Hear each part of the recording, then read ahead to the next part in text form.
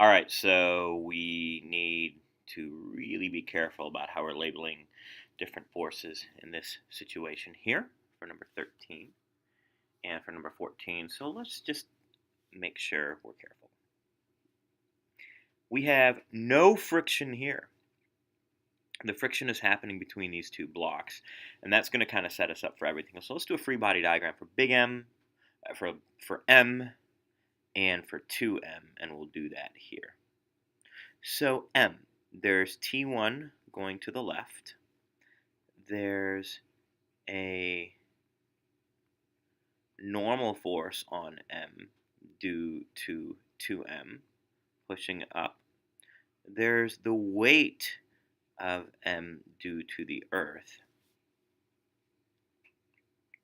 And we have a friction force on little m due to 2m. And we're moving at constant velocity, which means all our forces balance. Now for 2m, let's be clear, we're going to end up getting, we've got the normal on 2m due to the surface. We have the weight of 2m due to the Earth. We have T2, and we're going to have a couple of third law pairs. We're going to have the friction on 2m due to little m, or the m on top. So these two are a third law pair. And we're also going to have, in addition, a downward force. And I'm going to be really careful how I label this. I'm going to zoom in a little bit. I'm going to have the normal on 2m due to m right there. Now, what I'm going to need to do then is actually set up my formulas to make sure that I'm actually doing this properly. So the relationship between T1 and T2. Well, we note that in the horizontal direction, the forces balance as they're moving in a straight line at a constant speed. So that tells us that T1 equals friction on m due to 2m. And for T2, horizontal balancing means T2 equals friction on 2m due to big M.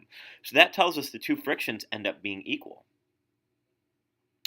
The friction on the top block and the bottom block, the way they relate, they're going to be equal by Newton's third law.